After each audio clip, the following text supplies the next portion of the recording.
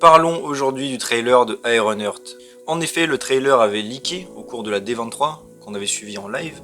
Et même si je n'étais pas chaud au début, je me suis dit pourquoi pas faire une petite analyse de ce trailer, même s'il n'y a pas tant de choses que ça à dire, vous allez voir. Et ensuite, évidemment, on passera à une partie critique et attente pour la série, comme toujours.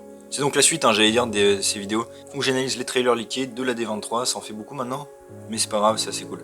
Donc, commençons tout de suite. Le trailer commence avec une espèce de résumé de Black Panther 2, le fait que Ironheart connaisse Shuri, qu'elle avait son armure et qu'elle a dû y renoncer. On peut la voir donc a priori de retour au MIT où elle a l'air de pas mal s'ennuyer.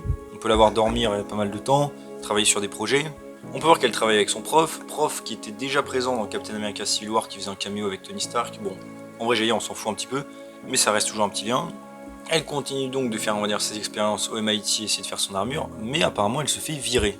On avait déjà eu des rumeurs déjà par rapport à ça, mais là ça nous le confirme. On peut voir ensuite quelques plans, j'allais dire un peu dans le désordre, on peut la voir avec une armure qui a l'air un peu prototype. Ou alors on rentre dans la rue avec, j'imagine que l'armure va tomber en panne ou quoi, ça peut être une scène assez cool. On a ensuite un premier aperçu de The Hood, qui sera normalement le méchant principal. On va reparler de lui plus tard, qui apparaît. Ironheart qui semble être chez elle du coup avec son armure. Elle semble donc retravailler. On peut voir ensuite une espèce de groupe qui semble s'infiltrer dans une espèce de laboratoire et attaquer des gardes. On peut voir The Hood ensuite qui semble pareil cambrioler des choses, Ironheart qui est dans du feu. Et de ce qu'on comprend, elle est en train d'être, j'allais dire, convaincue par The Hood de s'associer et de commettre des crimes. J'imagine pareil pour avoir le budget ou j'allais dire de quoi restaurer son armure. On peut les voir du coup s'échanger de l'argent, donc on comprend le partenariat. On peut ensuite voir un plan avec sa nouvelle armure que je trouve pareil plutôt pas mal pour le coup. Ça c'est un des bons points du trailer d'ailleurs je trouve. On peut voir pareil en train de faire a priori des espèces de cambriolage, fêter tout ça avec leur équipe. On peut voir Ironheart pareil quelques plans où elle est dans son armure, où la police d'ailleurs semble avoir plus ou moins compris que c'était elle, donc elle va sans doute se faire poursuivre. Un plan on peut voir aussi la cape de The Hood, cape mystique qu'il a dans les comics et qui lui donne des pouvoirs. Normalement il peut devenir invisible quand il arrête de respirer. Il a aussi des bottes qui lui permettent de marcher sur l'air. Il a aussi d'autres pouvoirs, il peut faire des fois des flammes. Il a une espèce de vision magique, ou avoir des griffes sur ses mains aussi, enfin bref. À voir aussi comment il sera adapté dans la série. On peut même voir un plan où on le voit de dos avec des espèces de marques sur le corps. Ça c'est dû évidemment à ses pouvoirs, qui sont liés à un démon, on va en reparler après. On peut voir quelques plans aussi où elle se bat, Ironheart. Et on peut ensuite voir une scène où elle discute avec Zelma Stanton, qui est une sorcière dans les comics et qui rejoint l'école de Doctor Strange. L'actrice est bien castée, on dirait qu'elle sort des comics, c'est cool. On a Ironheart qui vole dans la ville aussi, et on peut voir un plan enfin sur un mystérieux personnage qui normalement, selon les rumeurs, serait Zack Stein, le fils de Obadiah Stane d'Iron Man 1. Donc ça peut être cool et même faire un lien avec Iron Man, puisque Riri Williams dans le MCU on a aucun, ce qui manque au personnage, forcément. On a un plan ensuite, on peut voir aussi The Hood, marcher apparemment vers, a priori Zack Stein avec ses armes. Il a beaucoup de flingues dans les comics.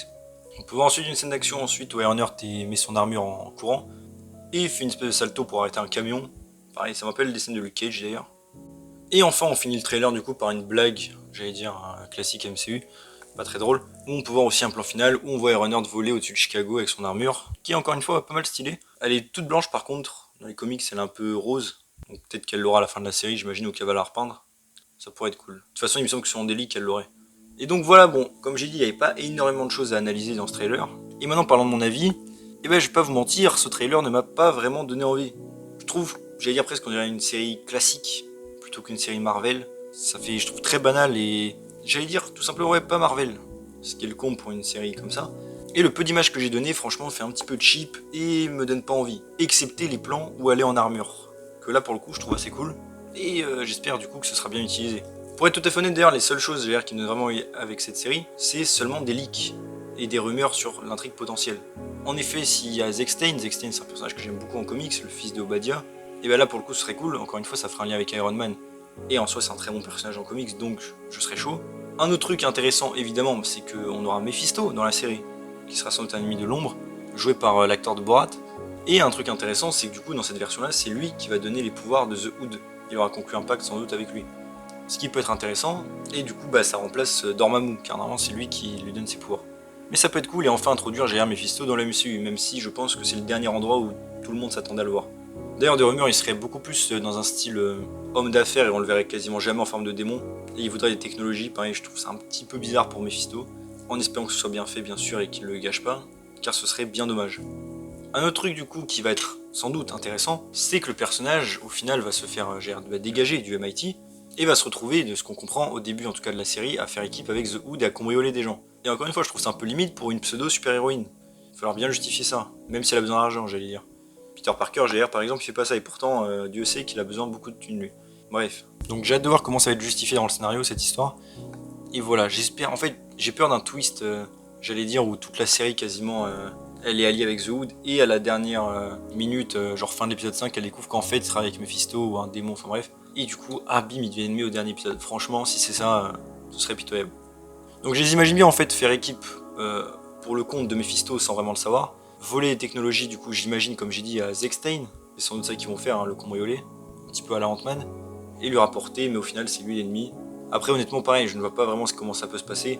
J'imagine que Mephisto aura ce qu'il voudra à la fin de la série, et va partir, parce qu'en vrai, normalement, ils n'ont aucun moyen de le battre, et que ça se concentrera surtout sur The Hood contre Ironheart. J'espère aussi, comme j'ai dit, que Zechstein du coup ne sera pas sacrifié dans cette série, car c'est un perso de la mythologie d'Iron Man et c'est cool. Sauf que c'est ce qui manque au MCU maintenant depuis plus de 10 ans, que GR la saga Iron Man est terminée. Donc voilà.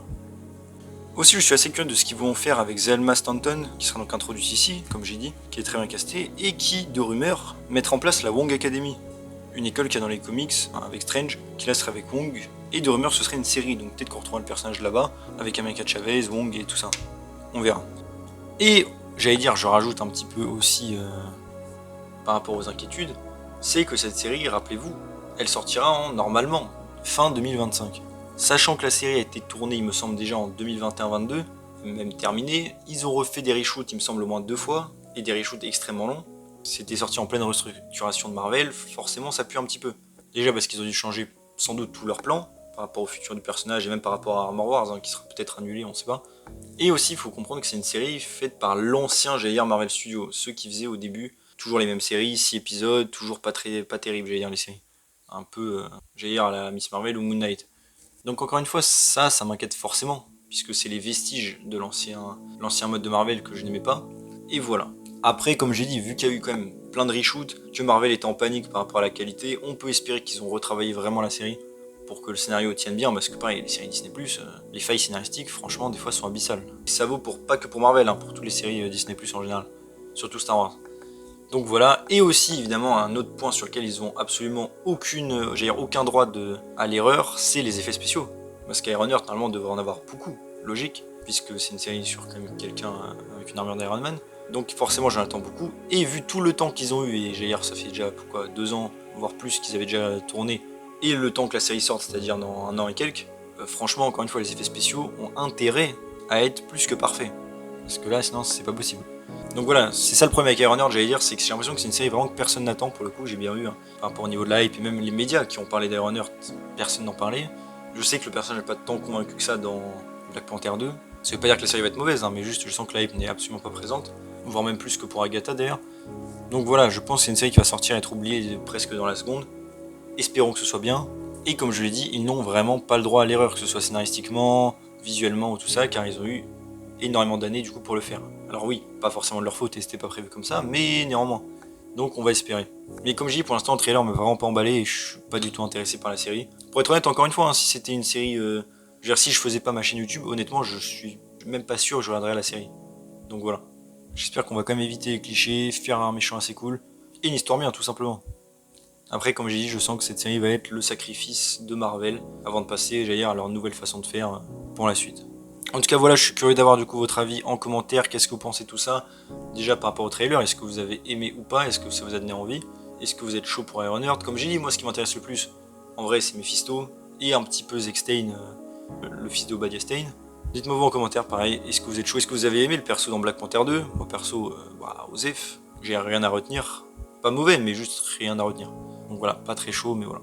Donc voilà, je vous attends en commentaire. Donc si la vidéo vous a plu, n'hésitez pas à vous abonner, liker, commenter, partager, activer la cloche. À me suivre sur mes réseaux sociaux et mon Discord en description. Et on se retrouve bientôt pour une nouvelle vidéo. Salut tout le monde.